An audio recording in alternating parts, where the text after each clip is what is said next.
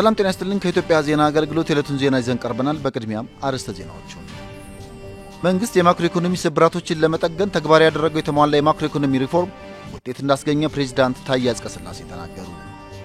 በኮሪደር ልማት ላይ ታየው የ24 ሰዓት የመስራት ባህል በመሶብ አንድ ማዕከል አገልግሎትን መደገም እንዳለበት ምክትል ጠቅላይ ሚኒስትር ተመስገን ጥሩነህ ገለጹ። የኢትዮጵያ ግዙፍ የልማት እቅድ ፕሮጀክቶች ለኢንዱስትሪ እድገት መፋጠን ጉልህ ሚና እንደሚኖራቸው የኢንዱስትሪ ሚኒስትር መላኩ አለበል አስታወቁ። በሀገራዊ ምክክሩ የነቃ ተሳትፎ ለማድረግና ይህንን ታሪካዊ ድል በመጠቀም ሀገራዊ ችግሮችን በጋራ ለመፍታት ተዘጋጅተናል ሲሉ ሴቶች፣ ወጣቶችና አካል ጉዳተኞች ተናገሩ። የሚሉት የዕለቱ ዜናዎቻችን ናቸው። ዜናዎቹን በዝርዝር እንመለከታለን። ከዜናዎቹ ጋር ሀብታሙ አክሊሉ ነኝ። አብራችሁን ቆዩ።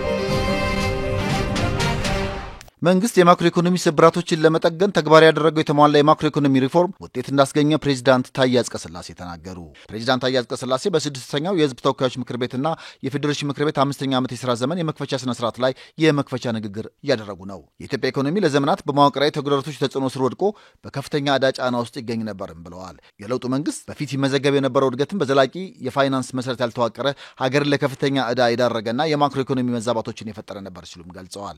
መንግስት እነዚህን የኢኮኖሚ መዛባቶች የሚያርሙና ወደ ብልጽግና ጎዳና የሚያደርሱ ፈጣንና መጠነ ሰፊ የኢኮኖሚ ማሻሻያዎችን ተግባራዊ ማድረጉን ተናግረዋል። በአዲስ አበባ ዓመት መባቻ የበርካታ ዓመት ቁጭት የሆነው ታላቁ የኢትዮጵያ ህዳሴ ግድብ መመረቁና በመስከረም ወር መባቻ የከርሰ ምድር ሀብታችን የሆነው የተፈጥሮ ጋዝ መውጣቱ የኢትዮጵያ እድገት መልህቅ ማሳያ መሆኑን ገልጸዋል። ከነጠላ ወደ ብዝሃነት የኢኮኖሚ ልማት በመሸጋገር እየተከናወኑ ባሉ ስራዎች የኢትዮጵያ ኤክስፖርት እያደገና ኢኮኖሚ ተጨባጭ ለውጥ እያሳየ ይገኛልን ብለዋል። በ2017 በጀት ዓመትም የኢትዮጵያ ኢኮኖሚ እድገት 8.8 በመቶ አስመዝግቧል ብለዋል። በኮሪደር ልማት ላይ ታየው 24 ሰዓት የመስራት ባህል በመሶብ አንድ ማዕከል አገልግሎትን መደገም አለበት ሲሉ ምክትል ጠቅላይ ሚኒስትር ተመስገን ጥሩነህ ገለጹ። ምክትል ጠቅላይ ሚኒስትር ተመስገን ጥሩነህ የባህር ዳር መሶብ አንድ ማዕከል አገልግሎትን መርቀው ለአገልግሎት ክፍት አድርገዋል። ምክትል ጠቅላይ ሚኒስትር ተመስገን ጥሩነህ በዚህ ወቅት ኢትዮጵያ በዘመናዊ የመንግስት አገልግሎትና አስተዳደር ከቀደምቶቹ ውስጥ መሆኗን አውስተው ነገር ግን ሌሎች ሀገራት እየሰጡ ካሉት ዘመናዊ አገልግሎት አንጻር በብዙ ርቀት ወደ ኋላ መቅረቷን ጠቅሰዋል። ይህን የአገልግሎት ችግር ለመቅረፍ መሶብ የአንድ ማዕከል አገልግሎት መተግበሩን ተናግረዋል። መሶብ ባለሙያና ቴክኖሎጂን በማጣመር ጊዜና ገንዘብን በመቆጠብ የአገልግሎት ቅልጥፍናን የሚፈጥር መሆኑን ገልጸው ብልጽግናን ለማረጋገጥ አገልግሎት አሰጣጥ ላይ ለውጥ ማምጣት የግድ መሆኑንም አጽንኦት ሰጥተዋል። መንግስት የተሟላ መሰረተ ልማት በመዘርጋትና ብልሽት ሲያጋጥም በራስ አቅም ፈጣን መፍትሄ የሚሰጡ ሙያተኞችን በማብቃት መሰረተ ልማቶችን ከውድመት መጠበቅ የሁሉም ኃላፊነት እንደሆነም ተናግረዋል። ለችግሮች እልባት እየሰጡ ሁልጊዜም ለህብረተሰቡ ፈጣን አገልግሎትን ባልተቋረጠ መልኩ መስራት ተገቢ ነውም ብለዋል። በኮሪደር ልማት ላይ ያለው 24 ሰዓት የመስራት ባህል በመሶብ አንድ ማዕከል አገልግሎትን መደገም እንዳለበትም ነው ያስረዱት። የአማራ ክልል ርዕሰ መስተዳድር አረጋ ከበደ በበኩላቸው ህዝቡ የላቀ አገልግሎት ማግኘት አለበት የሚል የመንግስት ጽኑ የሪፎርም ውሳኔ መሆኑን ገልጸዋል። በአንዳንድ ተቋማት ላይ የሚታዩ ብልሹ አሰራሮችን በመቀነስ ረገድም መሶብ የአንድ ማዕከል አገልግሎት ትልቅ ፋይዳ አለው ብለዋል። የኢትዮጵያ ግዙፍ የልማት እቅድ ፕሮጀክቶች ለኢንዱስትሪ እድገት መፋጠን ጉልህ ሚና እንደሚኖራቸው የኢንዱስትሪ ሚኒስትር መላኩ አለበል አስታወቁ። የኢንዱስትሪ ሚኒስትር አቶ መላኩ አለበል ለኢዜአ እንዳሉት በጥቂት ዓመታት ውስጥ ለኢንዱስትሪ ምርታማነት የተደረገው ድጋፍ ዘርፉ ተጨባጭ እድገት እንዲያስመዘግብ መሰረት ጥሏል ብለዋል። በጠቅላይ ሚኒስትር ዶክተር አብይ አህመድ አነሳሽነት ተመርቀው ለአገልግሎት የበቁና የመሰረት ድንጋይ የተቀመጠላቸው ግዙፍ ሀገራዊ ፕሮጀክቶችም ለኢንዱስትሪ ዘርፍ ትርጉም እንደሚሰጣቸውም ገልጸዋል።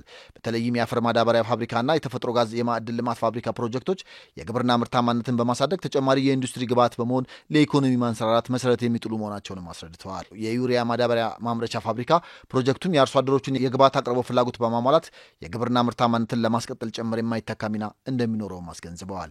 የተፈጥሮ ጋዝ ፋብሪካ ፕሮጀክቱም አምራች ኢንዱስትሪው አማራጭ የኃይል አቅርቦት እንዲያገኝ በማስቻል የምርት ተወዳዳሪነትን በማሳደግ ለኢንቨስትመንት ፍሰት ጉልህ ፋይዳ እንደሚኖረውም አስረድተዋል።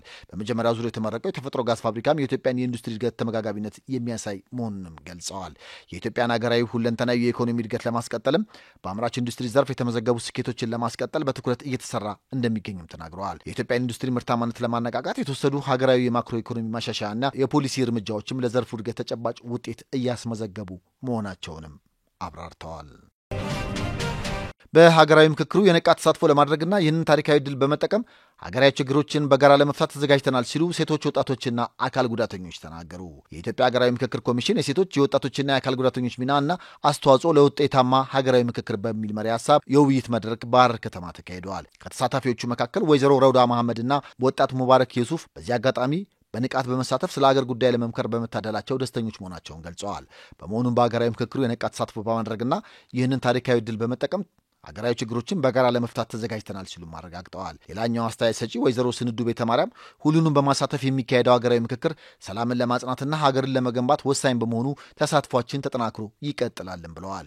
በኢትዮጵያ ሀገራዊ ምክክር ኮሚሽን የኮሚኒኬሽን ተደራሽነትና አጋርነት ከፍተኛ ባለሙያ ፍሬሰናይ ገበየው ለ2 ቀናት በተካሄደው የውይይት መድረክ ከሐረሪ ክልልና ድሬዳዋ አስተዳደር የተውጣጡ ሴቶች፣ ወጣቶችና አካል ጉዳተኞች ተሳታፊ መሆናቸውን ጠቅሰዋል። የመድረኩ ዓላማም የሁሉንም የህብረተሰብ ክፍሎች ሀሳብና አስተያየት በማከል ለምክክር ሂደቱ መሳካት ድርሻቸውን እንዲወጡ ለማስቻል መሆኑንም ገልጸዋል። የሀገራዊ ምክክሩ ዋነኛ ዓላማ ለዘመናት እየተንከባለሉ የመጡ ዋና ዋና ሀገራዊ ችግሮችን በምክክር በመፍታት ዘላቂ መፍትሄን ማምጣት መሆኑ ይታወቃል። ከዜናዎቹ ጋር ሀብታሙ አክሊሉ ነበርኩኝ። ሰላም ቆዩ።